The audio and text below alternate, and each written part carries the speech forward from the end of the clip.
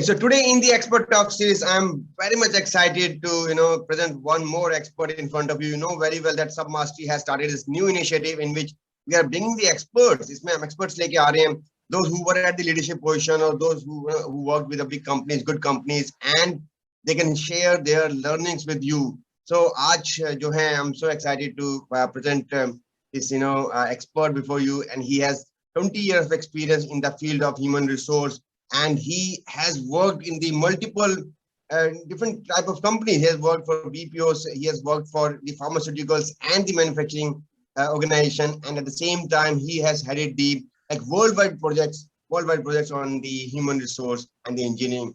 So without with all your as a permission, I would like to introduce Suresh Datla, Mr. Suresh Datla, and he's also one of my good friend and mentor also. So sir, a very warm welcome you in the Expert Talk series by Submastery. Thank you. Thanks, Arunji. Thank you so much. So nice. So sir, so I'm so excited. Thank you very much for giving your time. I'm so excited, sir. So sir, you know that we have started this series, and this is more like a heart-to-heart conversation where we try to understand your mindset, and where we would try to learn from you, and our viewers and our members will definitely take the learnings out of this interview. So sir, मुझे first of all I would like कि आप you can quickly if you can quickly tell about your journey. 20 years is a huge time period, and in that too in the human resource. And one thing I should also mention that you have taken 2000 interviews. I think that's a huge number. 2000 interviews sir आपने लिए हैं from the starting from the junior, middle to the higher level of position. So definitely we'll also talk about what exactly the HR look for in the working professional in the engineer. So हम उसके बारे में बात करेंगे. So sir, first of all if you can tell a bit about you, about your journey, sir. I'll be more than thankful to you. Yeah. Fine. I am an HR professional by accident, not by choice. Okay, but once I was in that profession, I started enjoying it, and the journey never felt bored. I enjoyed the journey. I started my career when I in my late teens because my father passed away at an early age for me. So before graduation itself, I started working, and I initially worked on some small jobs in sales, etc. And then I got an opportunity to be the HR person in a pharmaceutical company. So I was doing some entry-level HR jobs there. Then I went I got an opportunity to work in an IT company, which is a US-based IT company having operations in Hyderabad. So I was doing mid-level HR job there. And after 4.5 years of working with the IT company, I got an opportunity with Tupperware as the leader of HR. So at those days, Tupperware was a small company still in India. And then the company really grew at an extremely fast pace. You joined Tupperware, sir? Which year you joined Tupperware? 2007. 2007, okay. Yeah. So 2007, the company was, hardly a 50 crore company in India. The turnover of 50 crores. But then within 3 to 4 years time, we went up to 780 crores. So that was quite a journey. It was stressful, it was enjoyable, it was challenging, it was a lot of fun and learning as well. And then, we expanded, we kept growing, and it gave an opportunity to design programs at a large scale, work with international community, recruit hell lot of people, interviews, crazy number of interviews every day. So it was an enjoyable journey. And after having worked with so many years with Tupperware, recently I always had this dream of starting my own company. So I left the company, and now we are here with ProSapiens. So ProSapiens is a company which was founded by me very recently. So we provide HR services to small, mid, and large corporations. So that's my journey so far.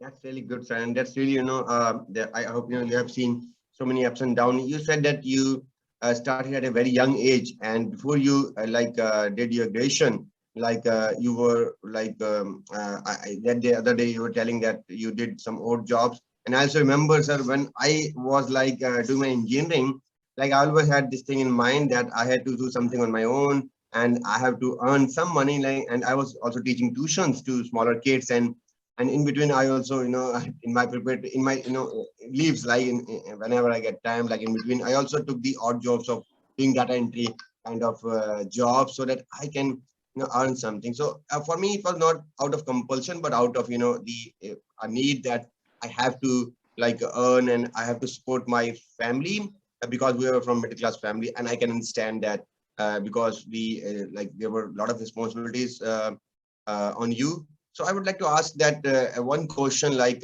because many of our members who are viewers and who are watching this interview, there are so many times we get so much difficulties in our life, so many challenges in our life. So, like, what was your thinking at that point of time, like when you had that grief, when you had that kind of challenge in front of you? So, what were your like state of mind at that point of time? I was lucky that right from childhood, my mother took a lot of great care about me, and she always ensured that I'm ready to face difficulties if I ever face. Difficulties are not, if you look at them as difficulties, you would feel you'll be afraid of them. But if you look at them as challenges and opportunities, you would enjoy facing them and traveling through those difficulties. Like a famous philosopher said, what something that doesn't kill you makes you stronger. So it's always good to have difficult times in the early stages of your career. They make you a strong professional and get you ready to face tough situations in your life later on. So I was okay. I never sulked, or there was never a situation where I thought, why is this happening to me? I just went about it. It was not so painful, like it is sounding. Yeah, it's just about mindset, I think.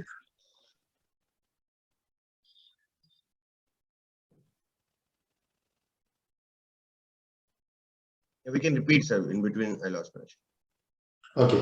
What I'm trying to say is, I never had, my mother always ensured that I grow up with the ability to handle difficult situations, during my childhood.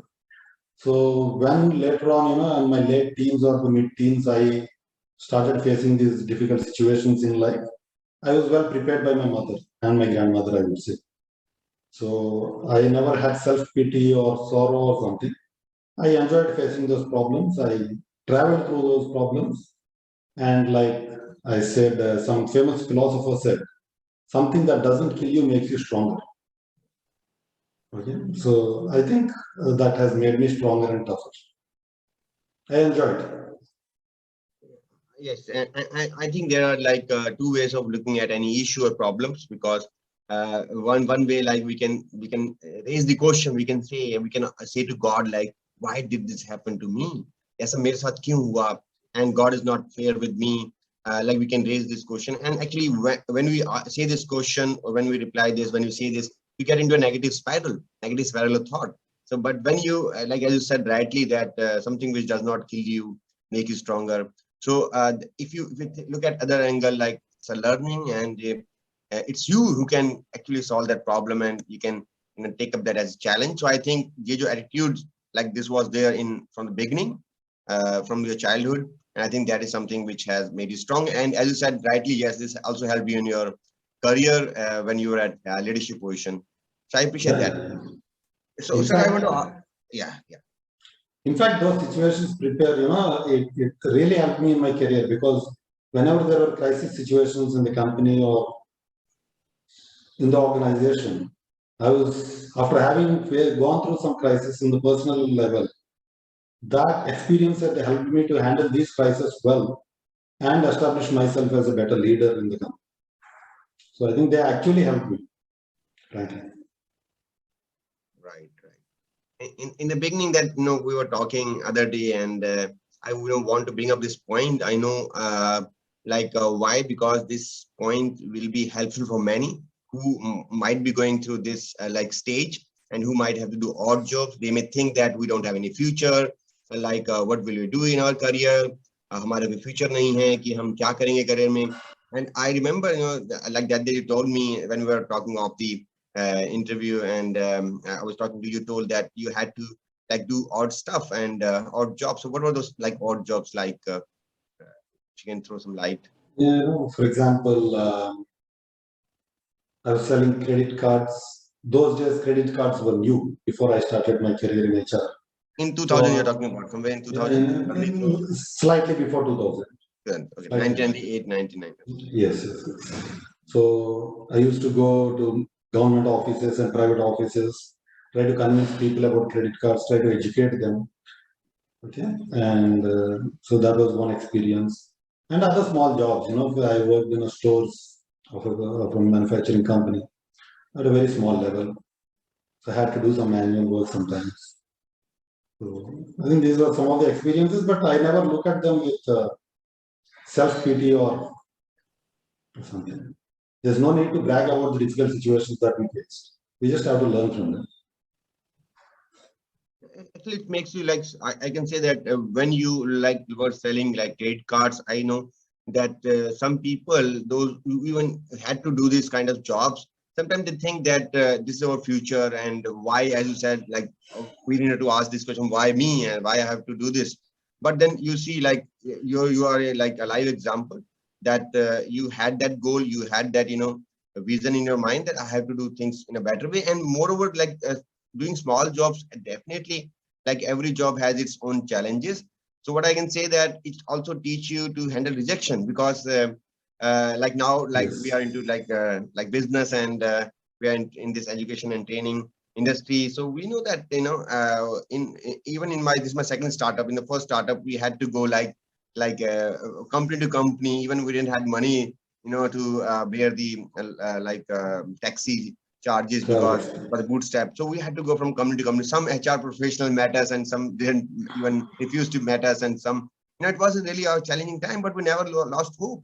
And that's something which has given us a lot of power, and a lot of I can say our mindset, our whole the thought process has changed a lot. So actually that gives you, if you face this rejection, then that actually helps you actually in your job, right? And actually at leadership level, you have to convince people. So I think the thing which you were doing while selling credit card, that must have helped you in the later part of your career, where you had to convince people, where you had to convince your leadership, because everyone is in a way selling, like selling their vision, selling their mission, or selling something, right? That's true. That's true. So I would like to ask you, like, then I understand that you were doing odd jobs and working in store and doing manual labor. So how does this thought came into your mind, like that I had to, I hope you were doing your education in parallel, right? And you were like self-sponsoring your education by doing these odd Yeah, jobs. yeah, yeah. Of course, yes. So you're doing Of course, yes. self-sponsoring it. Yeah, yeah, yeah. Finished my graduation, and then after joining Tupperware, kind of helped me go for XLRI. So that's when Okay, I went to Jamshedpur and kind of finished my XLRI.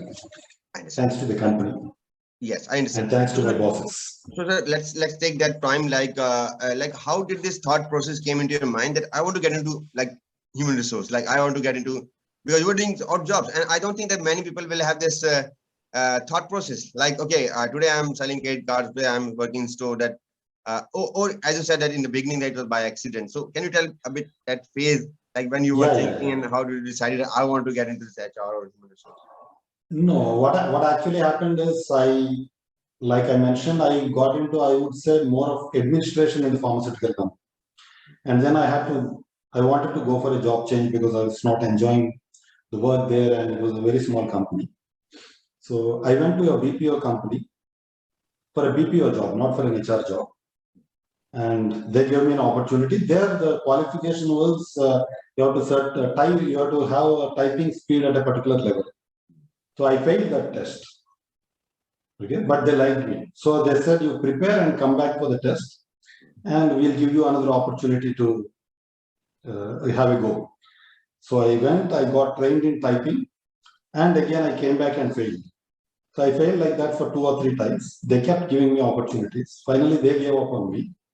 They said, this guy is never going to pass this test, but we like this guy. So why don't we take him in HR? So that's how they put me in HR. That's the reason I said, I'm into HR by accident and not by choice. Okay. But once I was in HR, they liked me and I liked the work, and I kept going. That's really So, sometimes, like we say, we complain about the difficulties that life throws at us. But here I am, failing in something, but life gives us unexpected surprises and opportunities as well. So that came as a surprise, and a pleasant surprise is an opportunity. So, nothing to complain in life. definitely you might not be like aware about at that time, like what is the HR, what does HR does, and what are HR functions. So you said rightly that, and there are some generous people definitely who actually love your attitude, love your like whatever I can say, like they develop that connection, and that's the reason I believe that company was giving you multiple opportunities, and you were also trying hard, to prepare for that, at the end, like they hired you. That's really great. Yeah. They liked me, and they said, let's have him, but not here. He's going to be successful, probably successful in HR. Let's take him in HR. Okay. So they taught me, the next level of HR, and they kept me. I mean, failing in like the typing test was a boon to you. Yeah. Was advantages for you, was like good Yes. That's what my boss also used to say. Failing in that test is the most luckiest failure. So maybe if you fail in something, you fail in some interview, you failed in some test, so don't worry. Maybe there are some better opportunities which my God might have perceived for you, God might have planned for you. उसमें आपके लिए कोई और अच्छी opportunities we have planned कर रखी हो, right? Yes. So, sir, you came into that, and how did it happen that, like, when did you thought, like, seriously about, like, I need to grow in my career? Like, because in the beginning, there are a lot of learnings, and we are working at junior jobs, like our engineers, like quality manufacturing, and, these production guys and working professionals, they have to do odd jobs, they have to do small jobs, even when they get into organization. So, ऐसा कब आया, when the thought process came into your mind that now I need to seriously, like, grow in this human resource, like, grow into this HR? See, the first half of my career in HR, I never thought of growth. I just kept doing what came my way. I used to do it sincerely, and I used to do it in the best possible way that I can. And my bosses, supervisors, the company used to love it. Growth was never on my mind. Okay. And my boss, I don't know why he thought that I had the potential to grow.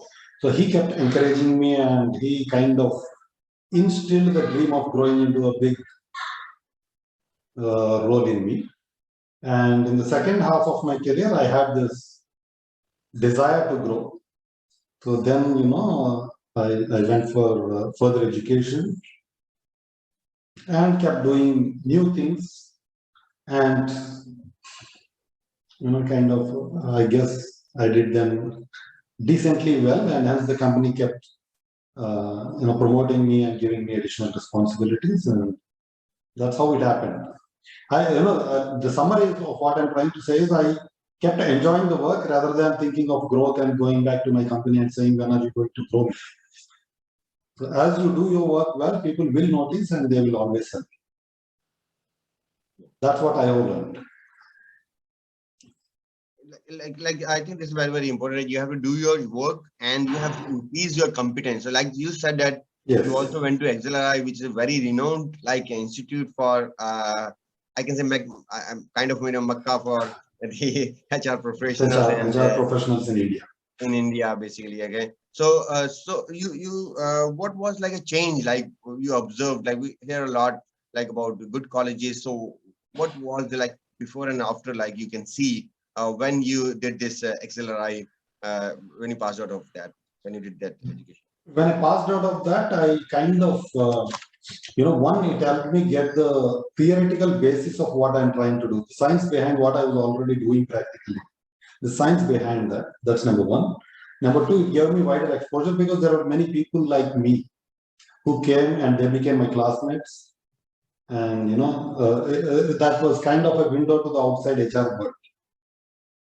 So I could learn more from my classmates rather than from the teachers. That's what I would say. So, and it gave me a lot of friends. So this is what has, just contributed to. It gives you a perspective. It's also related your learning, and it also gives you the network, like which is also very, very essential. like Yeah. career. Yes, absolutely true. Right. So, sir, like you worked in the like human resource, and you told that you got opportunity to interview like 2,000 professionals, and it's a huge number. So, I would like to ask you, like from the HR perspective, like what exactly did the HR like would like to see in a person or the interviewee? Like, what are the essential like things? I know technical round, definitely there are like technical people who take those technical rounds, and there are multiple rounds. Sometimes we complain like, I want to one HR interview, and that HR guy took my interview, and they failed me in my first level of interaction. And then I said that, oh, this HR guy is not good, and then we blame HR people. Okay, he has not cleared. He must not have got. Oh, we sometimes don't put that blame on ourselves, and we say that that interview itself was not good. And many times it happened that many people fail the HR interview itself. So I would like to know that what exactly the HR guys look for in a person when they hire for any position. I think, like you had rightly mentioned, the technical skills, of course, are taken care of by the hiring managers, the line managers. So, what I would look in a person, from an HR perspective is, one, the compatibility of that person with the rest of the team members. Number one. Number two, and every role requires certain unique personal qualities. If you're taking someone in accounts, you would like that person to be very comfortable with numbers. Integrity, top class. In accounts, if there's something that is absolutely uncompromisable, it is integrity. Right? And if you're looking for someone in HR, you would like to see a person with great lot of empathy. You don't want a HR guy to just go and boss around. You'd like the HR person to go and understand people's issues. And then only, the person can solve the problems.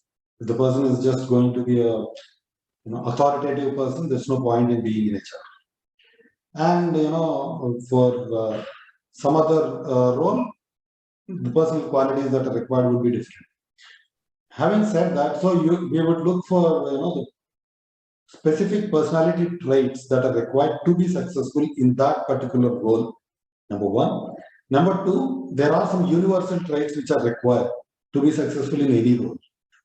We are living in an age of collaboration. Gone are the days when someone invents something individually.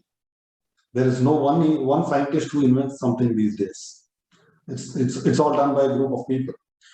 So now, how is this person going to be from a collaboration perspective? Is he going to be a team player or not? Okay. Number one, energy levels, dedication to work.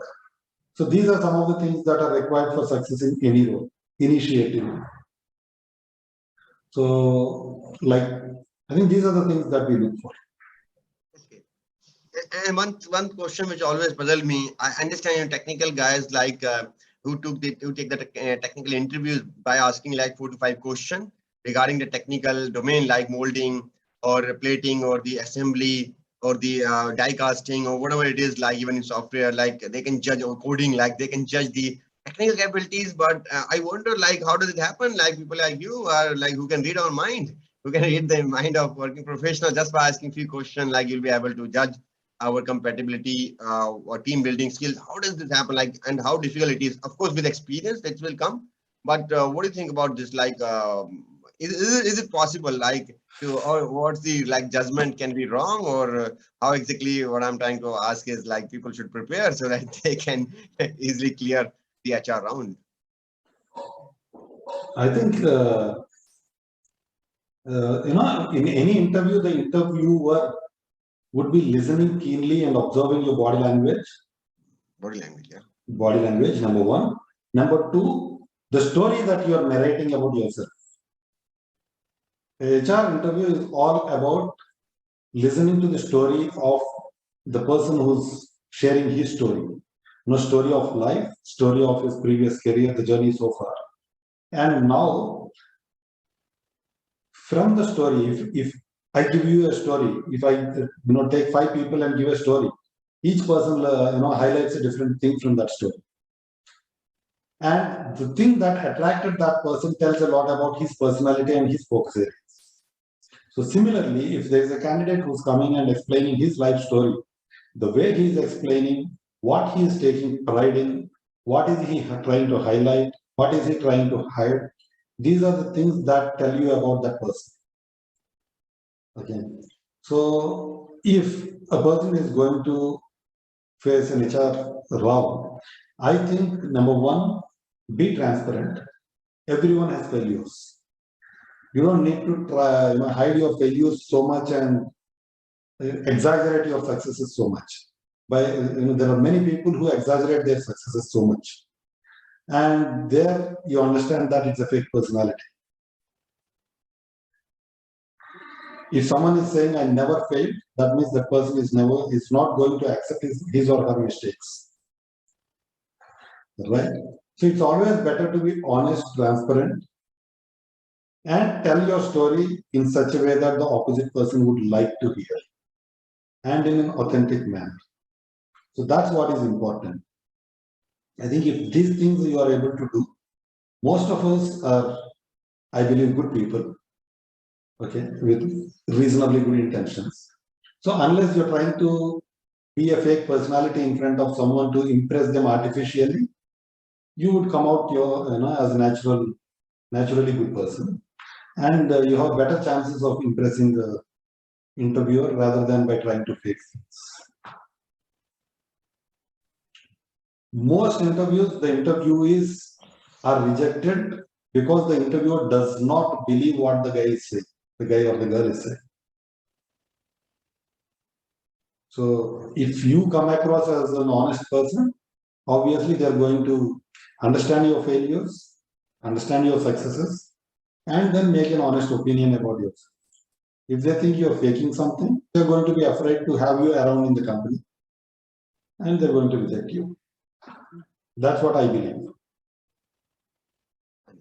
So you have to be like you need to cook you need to like show yourself as Superman kind of thing, that you have done everything right.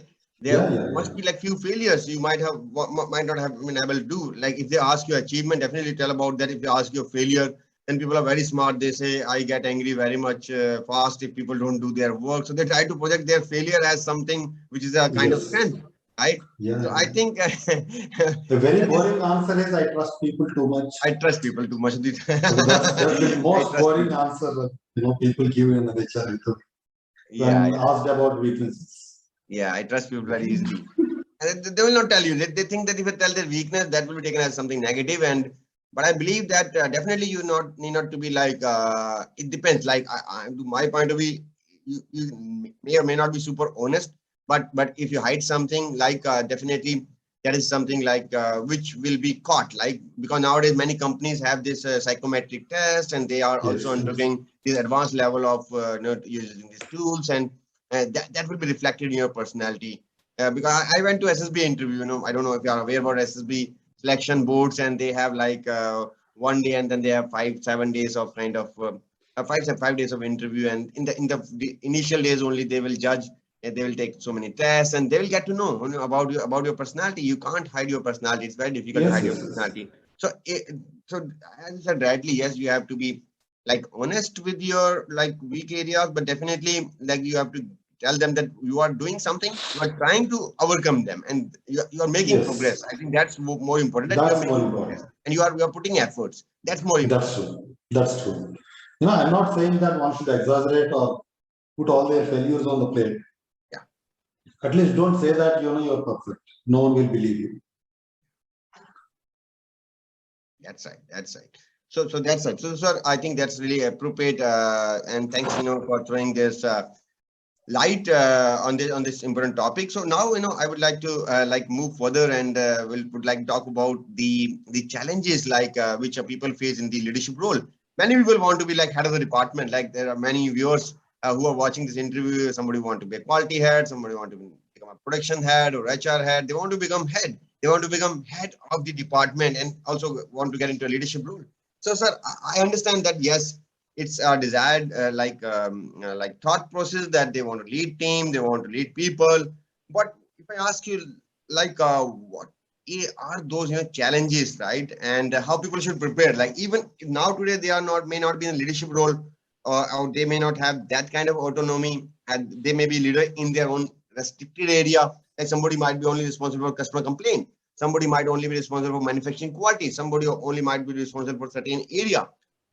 Like, so what is like, what should be, what do you think? Like, if somebody wants to become head of the department and they want to lead the team and get into the leadership role, so what is that, are some of the top qualities which they should imbibe, which they should have from the beginning, or they should develop, they should try to develop those skills? What are those skills, absolutely apart from the technical skills? Yeah, I think there are two aspects to it.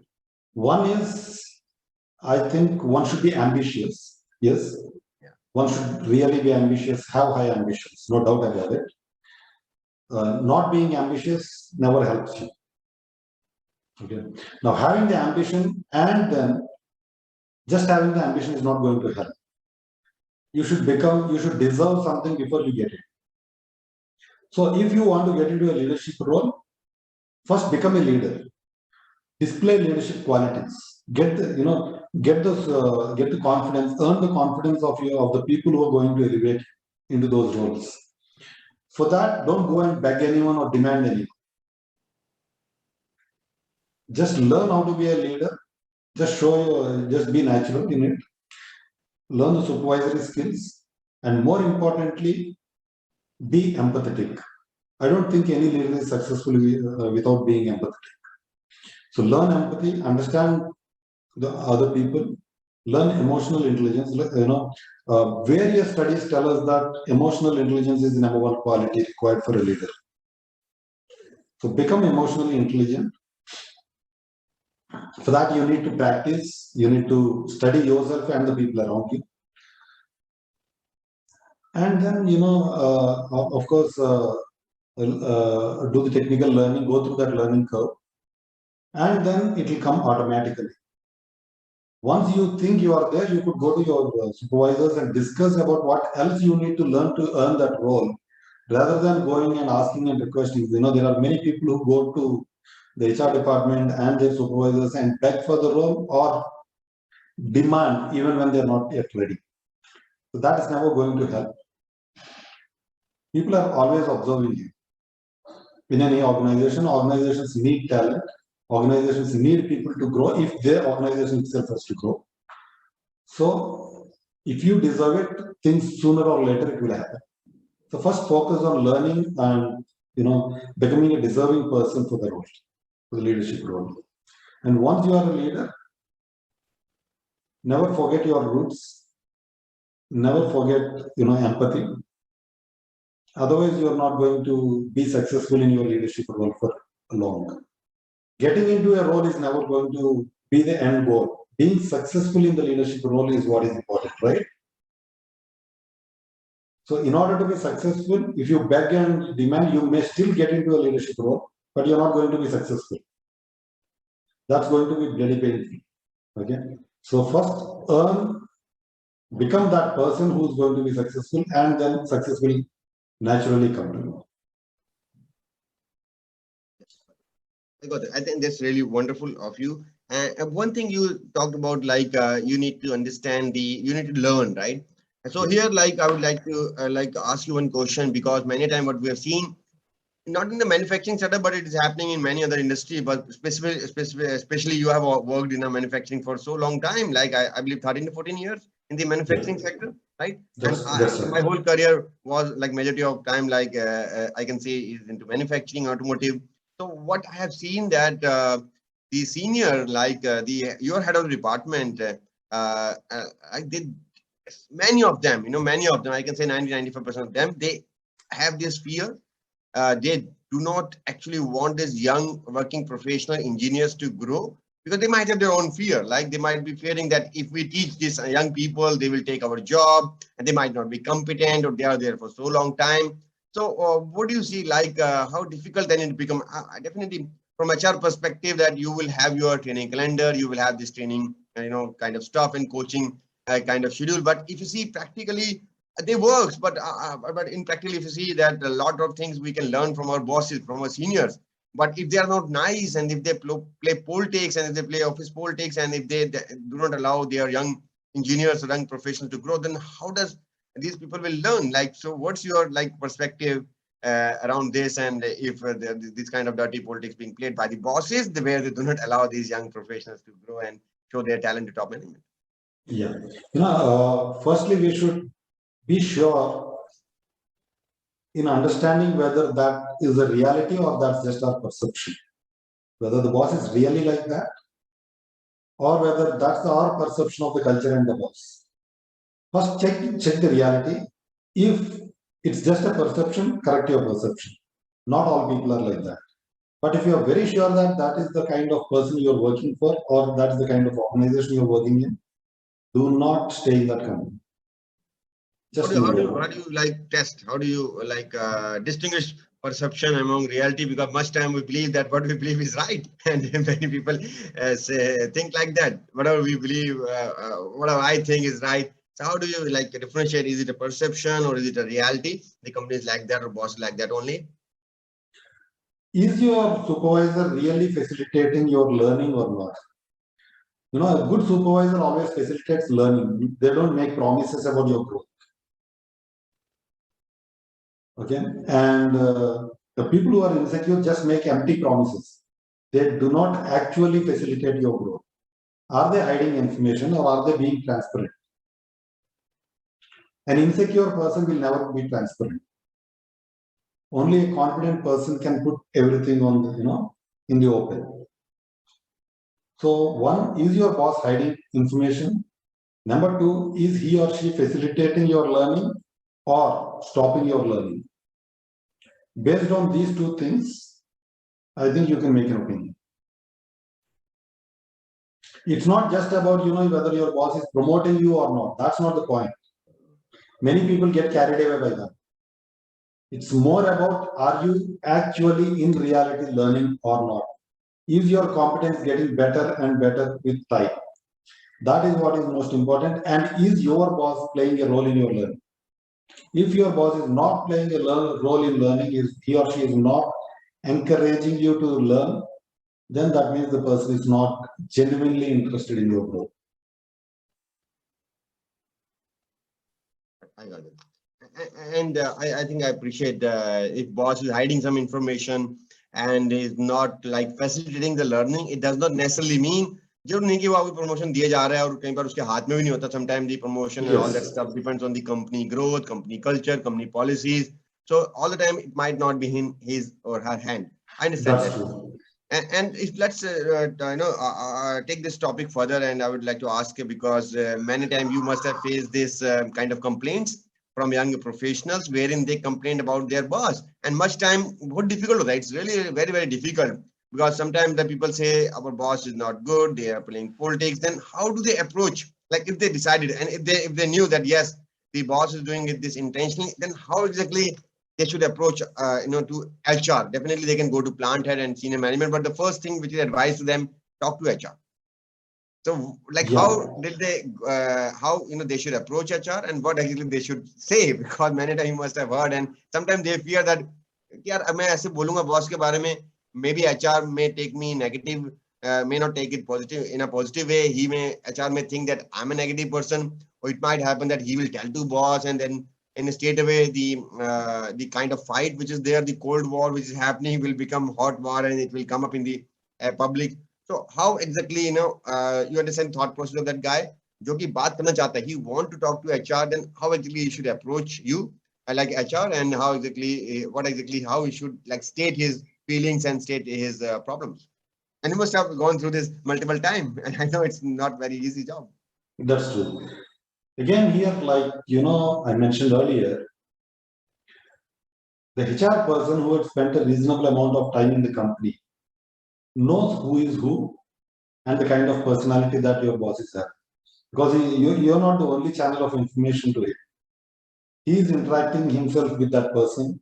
And there are other people also talking about your boss to the HR person, right?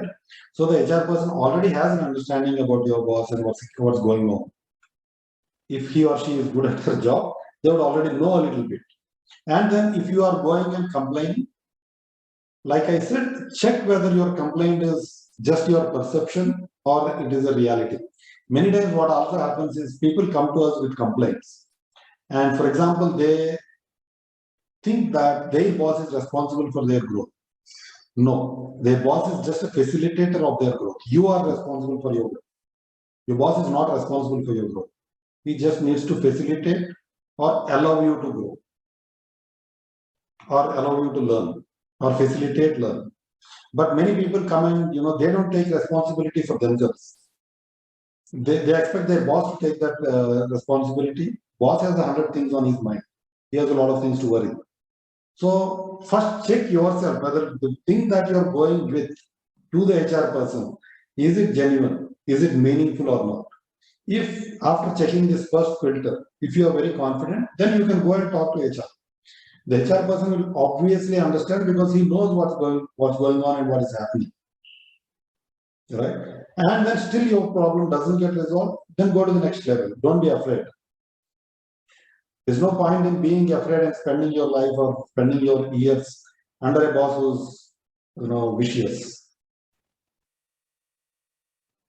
If still your problem didn't get resolved and your problem is genuine, there's no point in you sticking around in that company. That place is not for you. That place doesn't help you to grow. So just move off.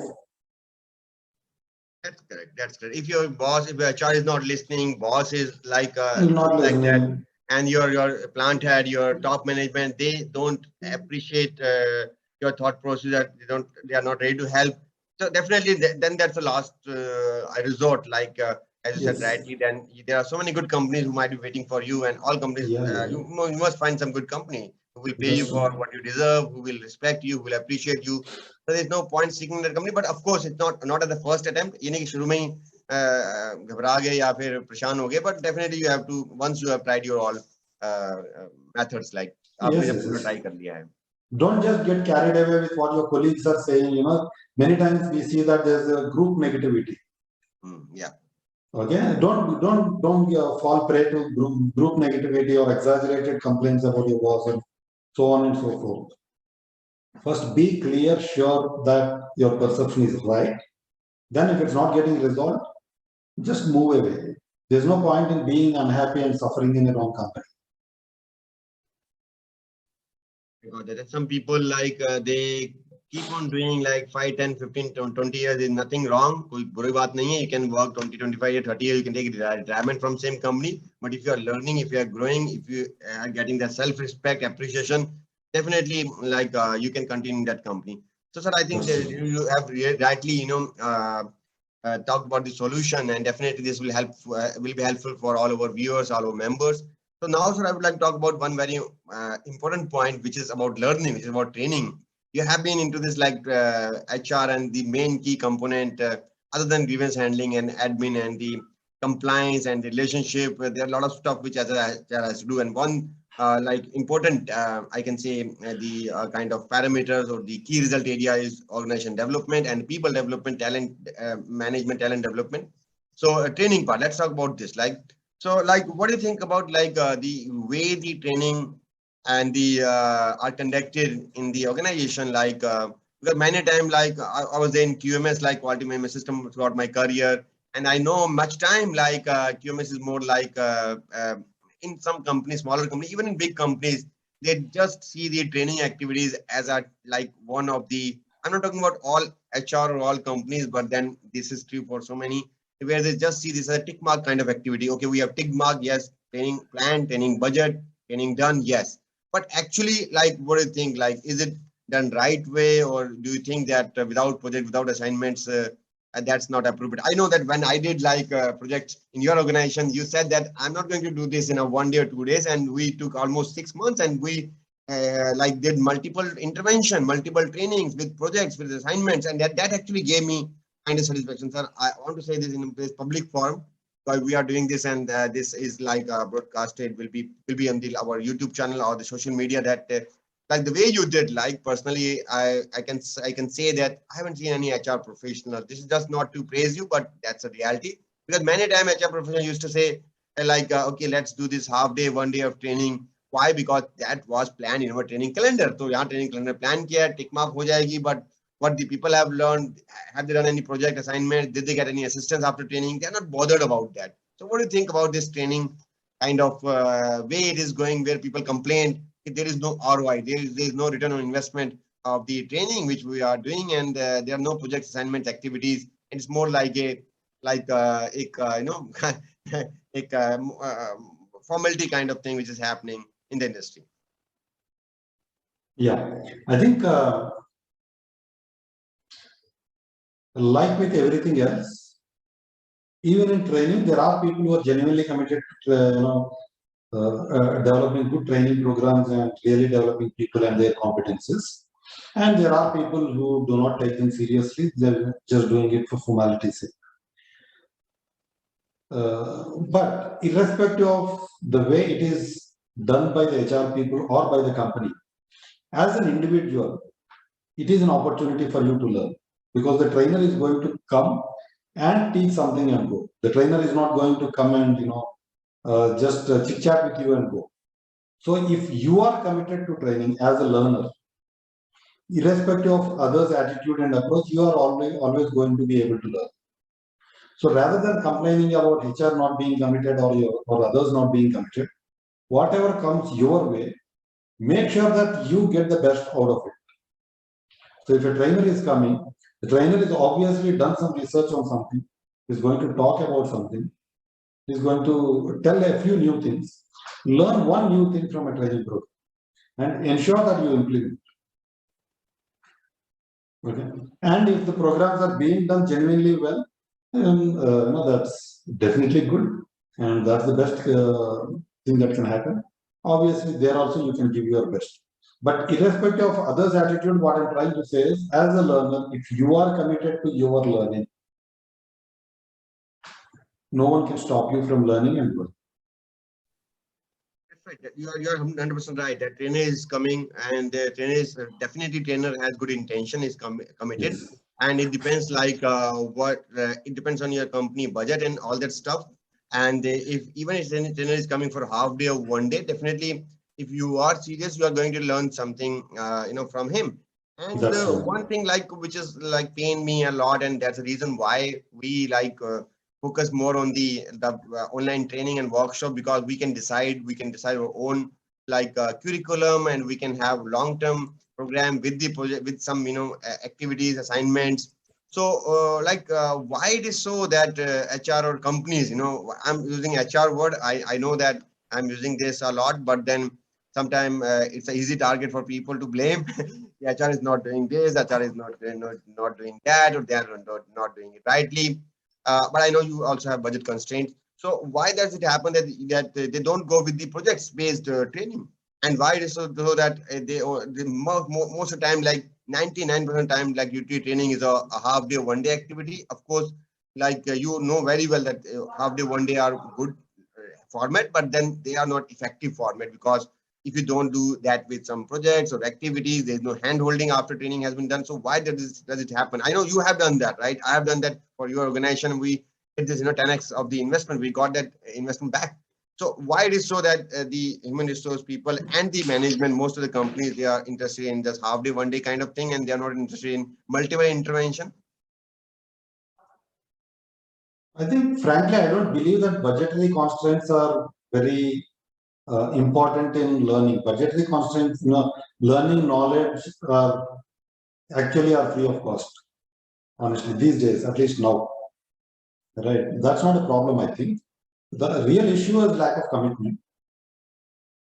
Okay, in some cases it is time constraint, but generally speaking, widely it is lack of commitment and lack of applying enough thought into developing these programs. So I hope that changes. You mean it's a lack of commitment of management, or lack of commitment by training agency? Because training agencies are available. There are not many training agencies. Or lack of commitment by management All of the wrong. thought process.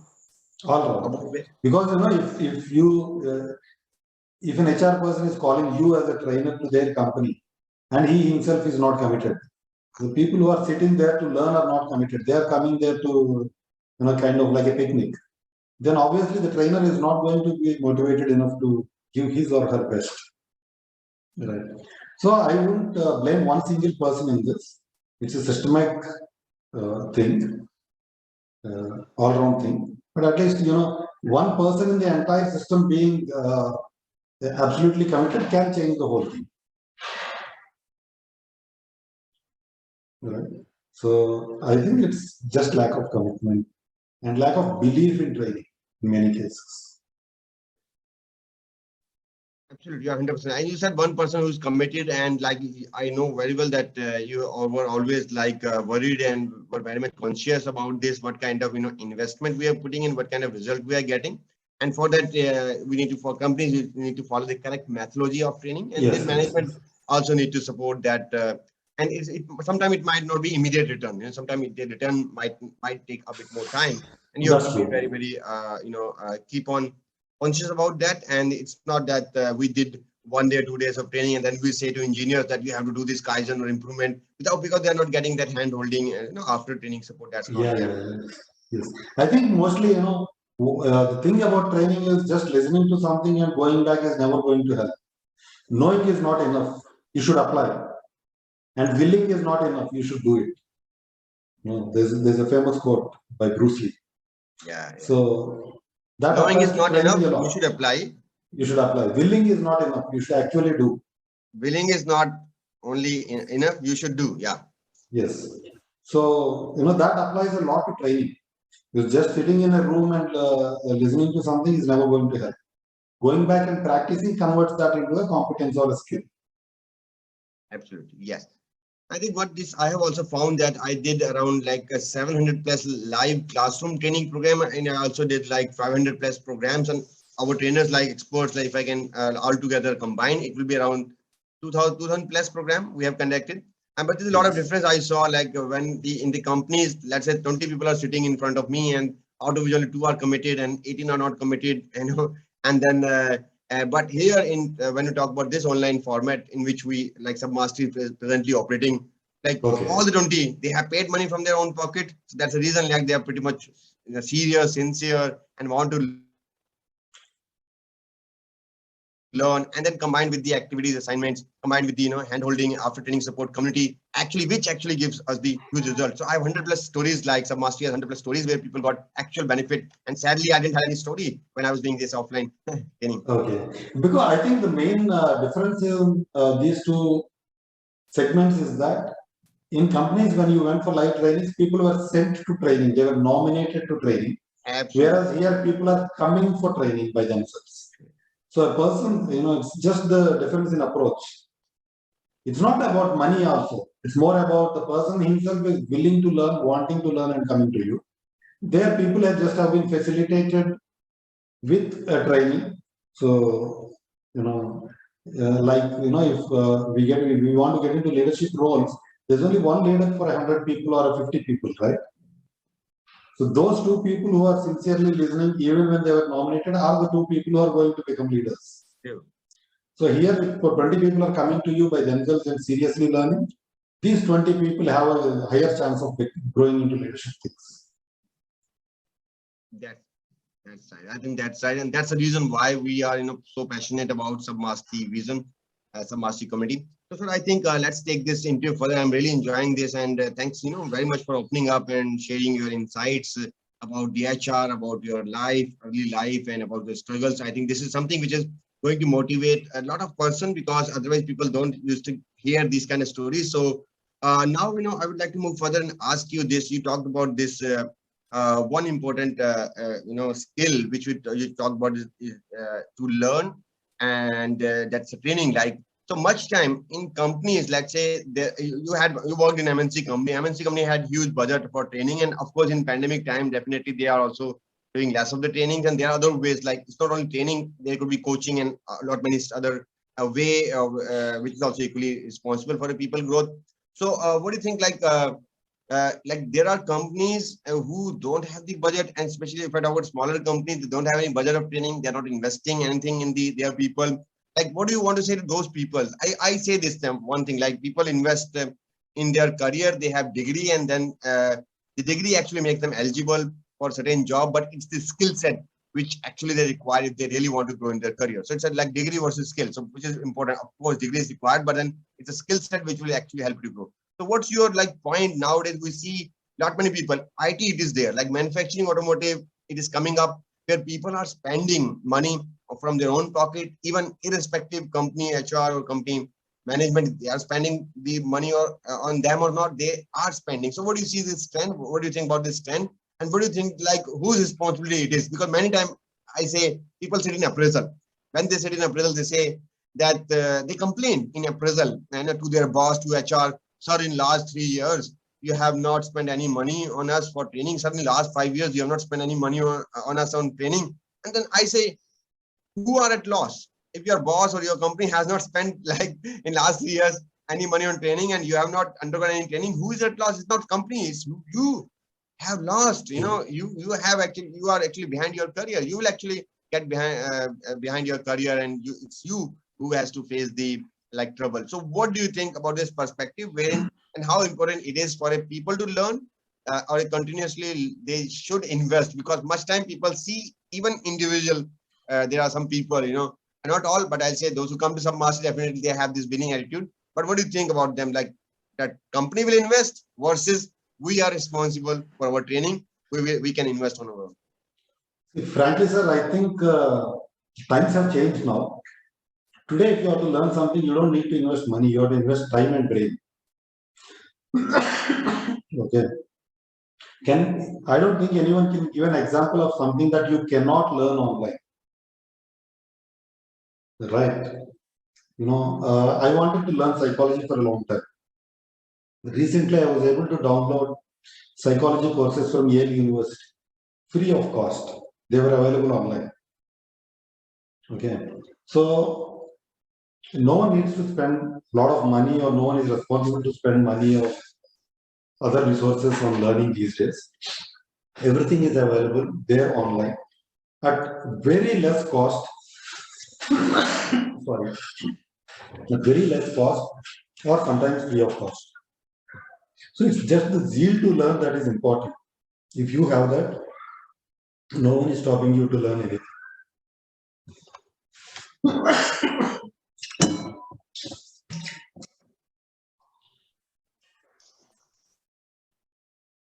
I understand now like the affordability has been like it's affordable, like yes, it has become affordable nowadays. Yes, that you have willingness to learn, you can. The availability, the resource is not the constraint. The availability of good trainer resource is not a constraint. Not at all. It's just the zeal to learn.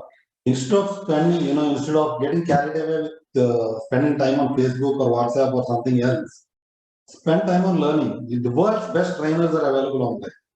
They are either giving trainings free of cost, or they are giving it at very affordable costs. So what's stopping anyone from learning anything? Only excuses are stopping anyone from learning anything these days, right? There's nothing else that's stopping. Earlier, knowledge used to be a reserved thing. Knowledge and skills, etc. Teaching used to be reserved, and it used to be available only for a elite set of people. But now it's out there. It's available on the internet. So if someone from Afghanistan can learn how to do spin bowling on YouTube and become one of the world's best spinners, then what's stopping you or me from learning anything at all? True. So it's all about zeal. Like if you have zeal for learning, the resources are available. And before the internet connection were not good, the resources were not available. Now there's a lot of stuff like which is available. It's all about like if you have zeal, like it is said that if the learner is ready, the guru will appear, right? The trainer will appear, right? If you are ready, you will find those resources. You'll get those resources. That's good, sir. I think, sir. Now I would like to take this our interview in the last few 1 or 2 questions. I would like to ask you. Now you are a full-time HR professional. Now you have left your high-paying job, and so what's that in your mind? Like, what motivated you and what pushed you that you should start your own startup, your own company? Yeah, by working in HR in a particular company, I was kind of able to make difference in one company. What I wanted to do is, one of the dreams I had is, one, I wanted to run a company, run business That makes me the overall thing. That was always a dream. There's no specific logic behind it. That's just a dream. Okay. Number one. Number two is the small and medium enterprises do not or cannot, in most cases, afford good quality HR knowledge and professionals. So by being a consultant to such companies, I wanted to help those companies establish more mature, more efficient HR practices which are truly aligned to business. Okay. So I think by doing that, I can make a difference to companies, and in turn, that makes a difference to me. I can learn from all these, small and medium entrepreneurs. They're very spirited people. They've started companies by themselves. They've given up something. They've taken the risk of starting companies. But many times they do not have the HR skills, and they do not get quality HR people at that level. So I think we can make a difference from ProSapiens to that segment. That's one of the things. Second is the way recruitment is done. It's been like this for many decades now. We can change things. Everything is changing around us. Technology is making life very different from today, from what it was yesterday. So similarly, recruitment also can be a lot different. We have certain ideas. So far, we've been a regular recruitment company, but we are going to test these ideas now, and hopefully we'll come successfully. That's good. That's it. And we like Submastery also took your organization services in drafting our policies. I'm so thankful to you that that we were able to get your mind and get your help for our organization. So, sir, if somebody what's the name of your website, the brand in which you're operating? We'd also put that link in the description. Yeah, I'll send it. It is prosapiens.in. That's good. PROSA. Yeah, that's the name of the company.